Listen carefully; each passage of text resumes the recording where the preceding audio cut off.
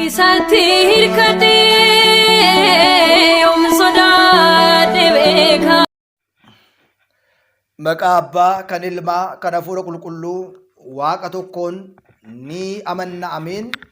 Kabajamoota jaalatamoota maatiiwwan Waaqayyoon kan jaalattan Waaqayyo isiniin kan jaalatu hordoftoonni chaanaalii keenyaa yeroo santuubii akkam jirtu, akkam yoo nageessan, akkamiin turtanii guyyaa har'aatiin kan dhuga'e Waaqni keenya galanni ulfini teessoo isaa Aariyaam irratti isaatiif haa ta'u jechaa guyyaa har'aa kana kutaa 42ffaa gadama qabamuu tooftaa ittiin hafuura hamaa mo'annu hafuura naannessaa Bu'eel-Zebul kan jedhu waliitiin ni ilaalla. Bu'eel-Zebul jechuun maal jechuudha? Hafuurri kun hafuura naannessaa, Waaqa hafuura naannessaa jedhameetu beekama. Guyyaa har'aa kana kutaa 42ffaa waliitiin ni baranna. Honoom የእስራኤል ንጉስ haa ta'u malee mootiin Israa'el gara Aqaariyoonitti, Waaqa Aqaariyoonitti, gara Bu'eel-Zebulitti ergee jedha. Aqaariyoon jechuun ከዕብራይስጥ irraa gara Amaarኛatti yeroo hiikamu azuuriit yookiin immoo naannessituu jechuudha. Aqaariyoon jechuun jecha ዕብራይስጥ irraa gara Amaariffaatti gaafa hiikamu naannessituu jechuudha jedhee yookiin immoo aዙሪት ማለት ነው ይላል። ብኤልዜቡል ማለት ደግሞ የገንዘብ አለቃ ማለት ነው። ድርሳ yookiin immoo አለቃ የዝንብ አለቃ ማለት ነው። ብኤልዜቡል jechuun alaqaa tisiisotaa jedheetu hiikkaa kaa'ee jira kutaa 42ffaa guyyaa har'aa. Armaan olitti egaa guddummaa keessa kan jiru naannessaa azuuriit kan jennu kana xiqqummaa isaa yeroo uumu ciminsaa fi guddummaa keessatti dadhabbina cimaa kan of keessaa qabu yommuu burqu yommuu agarrudha jedha. Isa guddaa mootii Israa'el kan isa qabee jiru naannessaa kan ta'e alaqaa tisiisotaa akka kadhatu taasisee jedha. Adeemsi kun har'as immoo jireenya hunduma keenya keessatti kallattii garaa garaatiin beeknees ta'e otoo hin beekin lapheen keenya dhibbaan dhibbatti yookiin immoo gartu tokkoon hafuurichaatiin haguugamnee bifa kanaatiin hafuura naannessaa kanaatiin ganama akkuma dhalanneetiin bamaaledaa mayyaaz jedha barumsi kuni ganama qabamuu jedha. Bifa kanaatiin otoo hin beekin ganamarraa kaasnee hafuura naannessaa kanaan qabamneetu jireenya keenya gadadoodhaan, dhibeedhaan, rakkoodhaan fidnaa jedha. Bifa biraatiin immoo gaafa ilaallu Akiyaas gara bifoota akkasii kanatti haalli isaa yookiin immoo karaan isaa deemuunsaa warra ahizaabotaa gammachiisuuf akka ta'e nu agarsiisa. Ahizaabonni Aqaariyooniin waaqa jechuudhaan hafuura naannessaa kana waaqa tolfamaa ni waaqessu. Sababni isaa baay'oliin isaanii hafuura naannessaa jalatti kufanii waan jiraniidhaaf, waan dhiphataniidhaaf, gibiras waan gabbaraniidhaaf, gara fuulduraattis immoo haalli kun raajiidhaan bifa raajiitiin isaanitti mul'ata waan ta'eedhaaf ni hordofu. Akkuma kana har'as bara keenya keessa kan jiru ilaalcha awuda nagastii jechuudha. Awuda nagastii galabbatanii namoota irratti moruu fi morsiisuudhaan jireenya isaanii kan gaggeessan, maqaadhaaf kiristaana kan ta'an garuu hojii kiristaanummaa kan hin hojjenne, dabtaroonni, xonqaayoonni, asmaatanyoonni baay'oolii isaanii jiru kan namarratti hojjechiisan, kan namarratti hojjetan. Biyya sana keessattis kan jiran hafuura warra ahizaabotaa gammachiisuudhaaf jecha kunis nama guddaa akka ta'e bu'uudhaan naannessuu fi karaa naannessuu keessa gala. Har'as bor gaabbii gallaa jennee karaan nu jalaatii badee erga nu jalaa badeen booda immoo bakka dhoqannee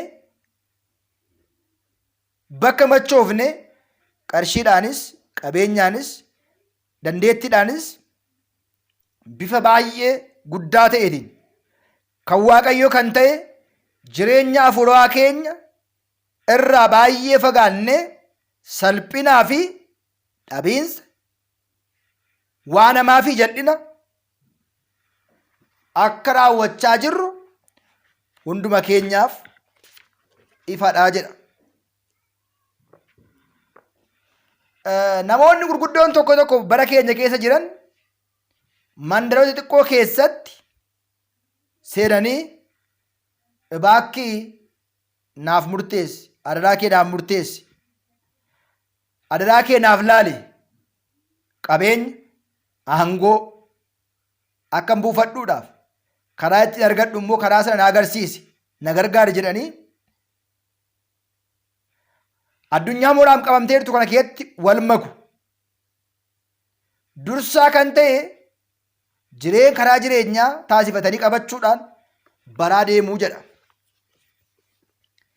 Eessarraa ka'anii biyya kam, haala kam, qarshii fi jireenya keessatti kaayyoo isaanii, hojii isaanii guddaa qabachuudhaan kaleessa akkana turan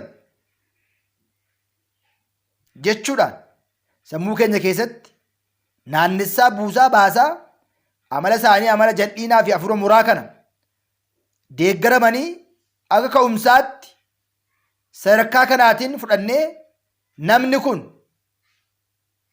ogummaa malee hin sooromne jechuudhaan namoonni qarshii isaa arguudhaan akka inni ba'e, akkamitti akka argate, akkamitti akka guddate, ka'umsi isaa maal akka ta'e kaleessa hin qabuuti. Nutis immoo akkuma isaa akka kabajamnuuf yookiin akka qabeenya argannuudhaaf keessa keenyatti namicha sana qabeenya isaa karaa itti argate haala isaa karaa sana yaaduu eegallaa jedha. Karaa biraa hafuurri hamaan kun fedhii qabeenyaa nuuf baay'isee hawwuudhaan yaada keenya hafuura moraatiin, hojii hafuura moraatiin dursee laphee keenya keessa ni bana. Adeemsa kanaatiin hojii moraa haala isaa waliin hawwiidhaan walirraa qoqqoodannaa jechuudha. Waaqayyoon dhiifama nu haa godhu malee. Kanaafidha egaa Israa'el keessatti akkuma kana ni ta'a jedhamee kan hin eegamne inni guddaan kunis armaan gaditti bu'ee argame.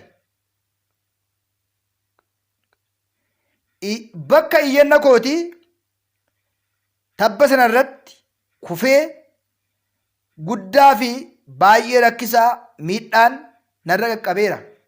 Akkan fayyuudhaaf egaa waaqa Qaaroniitiin Bu'eel Zabeeliin naaf gaafadhaa jedhee kan bu'ee fi kan kufe mootichi guddummaan isaa haalli guddummaa isaa bifa kanaatiin hanga ammaatti gara gaditti akka laalu kan akka itti hirkatu waan baay'ee qaba.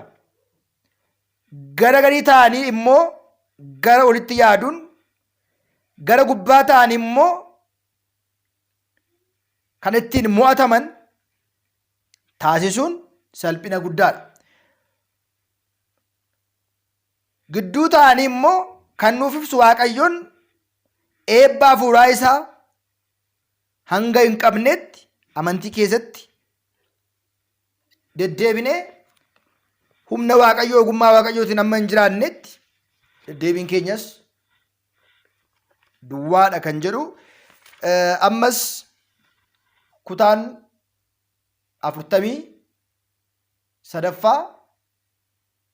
itti fufaa 41 42 laalleerra 43 yeroo dhuftu itti fufaa kan nu barsiise kan nu gorse waaqa abboolii keenyaaf galannii fi ulfinni teessoo isaa ari'amirratti isaaf haa ta'u kan nu barsiise kan nu gorse Waaqayyoon galanni isaaf haa ta'u karaa dhugaa karaa sirrii nu qabanne amantaan deddeebi'ee gaabbii gallee fooniif dhiiga isaa fudhannee hanga dhumaatti akka dhaabannu Waaqayyoon nu haa gargaaru. Kutaan 42ffaa kanumaan nu ga'a.